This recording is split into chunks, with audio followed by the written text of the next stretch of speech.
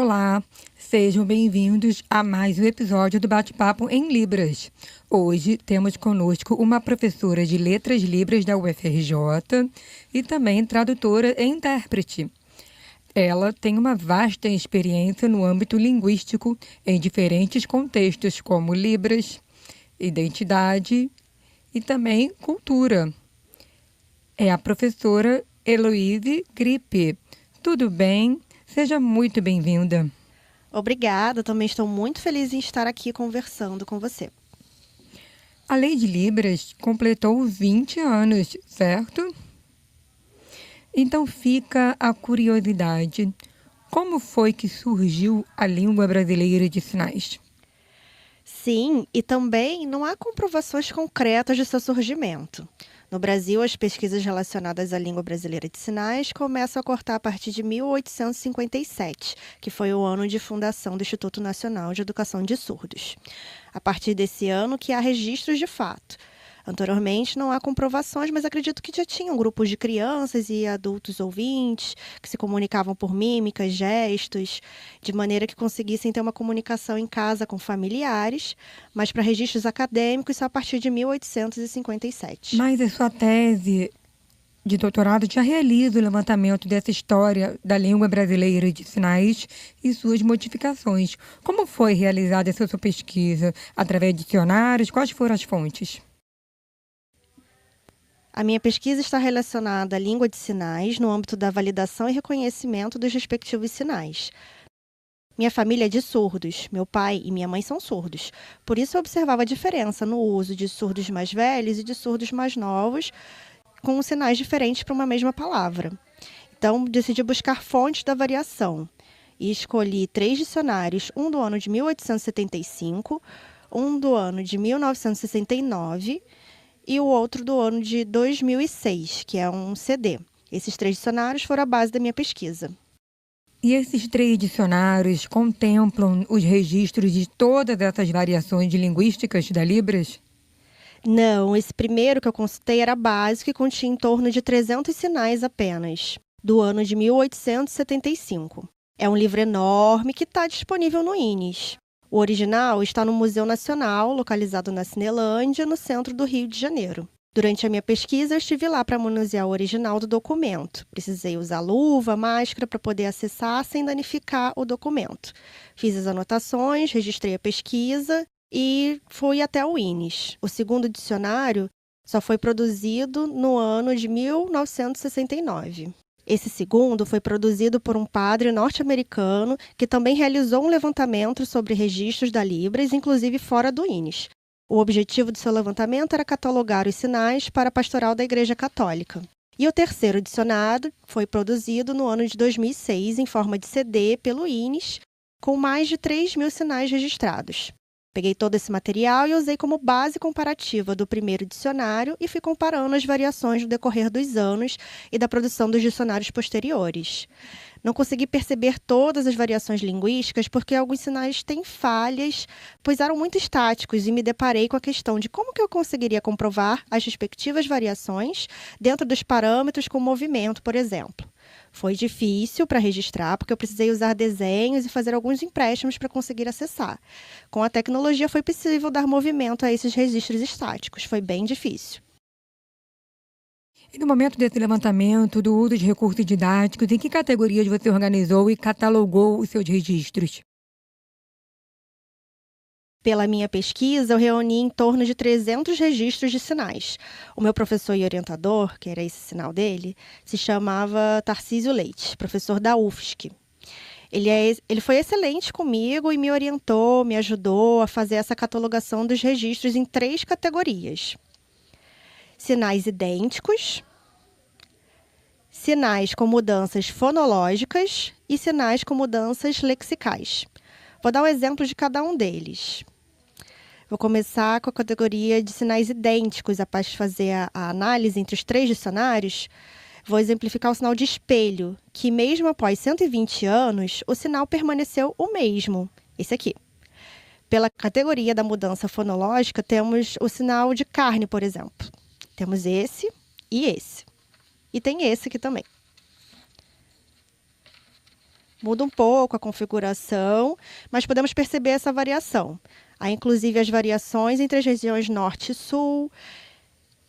E pela categoria de mudança lexical, são sinais que mudaram em todos os seus parâmetros. Por exemplo, sinal de gordo, tínhamos esse, depois esse, e víamos fazendo assim o registro dessas mudanças, para mostrar à sociedade que consiga compreender o processo de variações linguísticas. Um outro exemplo é o sinal de faca. No primeiro dicionário era esse sinal. E aí eu fiquei instigada, por que o sinal era assim? Enquanto o segundo, tínhamos configuração de mão D e U, com esse movimento. E o terceiro assim. Ao comparar do primeiro e o terceiro, percebi a influência de antigamente existir a comunicação por gestos, com movimentos, referente à ação do cortar. Na transição para o segundo, infelizmente, tínhamos forte influência da estrutura do português escrito, com o uso de configuração de mão D e U, que não combina muito com a nossa visualidade. E já no terceiro foi identificada com a condição própria, condição simétrica da fonologia da Libras. E quanto aos fatores que influenciam nessas variações na estrutura da Libras? Então, através dessas categorias, percebemos que tem vertentes, como simetria, localização. Durante esse levantamento, observamos 2. Fatores externos, como o contato com outras línguas e culturas, bilinguismo, surdos sinalizantes, surdos oralizados, ouvintes que sabiam Libras, familiares. Todos esses fatores externos influenciam na variação de sinais. Assim como fatores internos, que são determinados nesse processo de mudança, como a expressão corporal, por exemplo. Tanto os externos quanto internos influenciam. E o empréstimo linguístico também. Sim, no âmbito sociolinguístico, temos fatores como variação linguística, mudanças linguísticas, empréstimos linguísticos, sinais caseiros, dentre muitos outros. E quanto ao preconceito linguístico? Infelizmente, o preconceito linguístico é um fato e há, sim, o preconceito quanto ao surdo usuário da língua de sinais. Há o estigma da incapacidade. Então, o preconceito linguístico quanto à língua de sinais também é um fator que influencia essas variações. Há 2 situações, o preconceito em relação à pessoa sinalizante e o preconceito em relação à língua de sinais. Há quem diga que os sinais se tratam de gestos que se assemelham a mímicas, que não têm estrutura linguística. E assim acontece pressão para a criação de sinais que sigam a estrutura do português escrito como base. Esse preconceito linguístico respectiva pressão que afetaram sim na formação da estrutura da Libras. No âmbito do empréstimo linguístico, quando, por exemplo, emprestamos sinais de outras culturas, de outros países, você pode nos elencar alguns desses exemplos? Temos muitos sinais nesse âmbito, sim, e é difícil escolher um. Mas antes de exemplificar, eu quero explicar que nas gerações anteriores, crianças surdas não tinham disciplina de Libras, assim como crianças ouvintes sempre tiveram disciplina de português dentro do ensino formal nas escolas. Dessa forma, as crianças surdas não possuíam consciência linguística e política e de identidade. E os surdos tornavam-se vulneráveis a essas pressões da parte dos ouvintes quanto à formação da estrutura da língua de sinais e de suas respectivas variações. Havia insegurança nas gerações anteriores. Agora, parte da comunidade surda já possui essa consciência linguística e se coloca firmemente no respeito à estrutura de uma língua visual espacial, com as construções, parâmetros e independentes do português escrito. Por exemplo, tem variações que podem acontecer como flor e resposta. Ambos foram criados de acordo com a letra da palavra, F e R.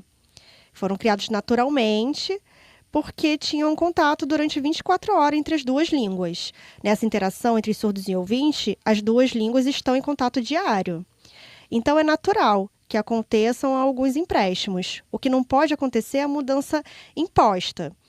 Mas sinais que são criados por essa interação entre ambas as línguas existem, como é o caso de flor e resposta.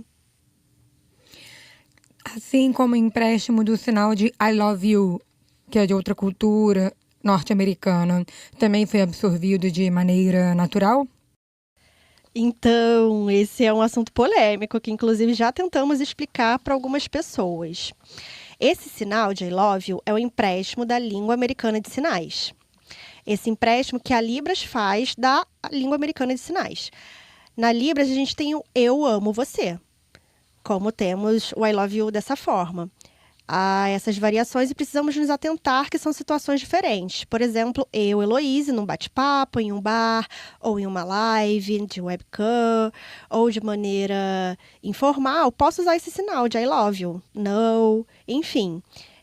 Usar vários outros empréstimos linguísticos na língua de sinais de outros países. Mas no contexto de ensino, em sala de aula, no ensino da Libras, eu preciso adequar meu discurso para esse contexto de ensino da língua brasileira de sinais e seus respectivos sinais. São dois contextos diferentes, mas é importante termos essa consciência. Importante também sabermos que antes da criação de um sinal, como por exemplo, dentro de um glossário em áreas como ciência, é importante que aconteça a inserção do surdo nesse contexto, certo? Então, há, sim, vários grupos que criam glossários, né? Grupos de trabalho, tradutores e intérpretes de Libras, professores, em diferentes contextos, como teatro, poesia.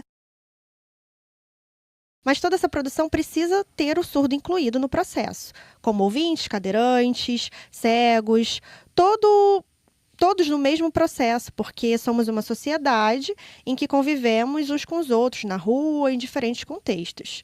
Então, no processo de produção, o ouvinte precisa enxergar e respeitar o surdo e dar o respectivo lugar de fala para que o profissional surdo possa compartilhar sua experiência e ser possível a devida compreensão na sua criação de sinais. É fundamental que tenha a presença de um linguista para acontecer o processo com uma boa formação de sinais e sua respectiva estrutura fonológica. Se o sinal for construído de qualquer maneira ou com uma má formação, não vai ser validado e não será usado pela comunidade surda e vai se perder. Por isso é fundamental ter a perspectiva do linguista no processo da criação de sinais. Então, podemos perceber que a sua pesquisa de levantamento, assim como o resgate da história e da estrutura da Libras, é de extrema importância para a mudança de perspectiva em relação à língua de sinais, assim como em relação à comunidade surda, não é mesmo? Com certeza. Como eu disse no começo, eu tive fontes com os dicionários, mas de fato seria fundamental ter a fonte, a realização de entrevistas com surdos idosos, de idade avançada, para ter mais fontes, né? Porque a única forma de conseguir registro foi através dos dicionários.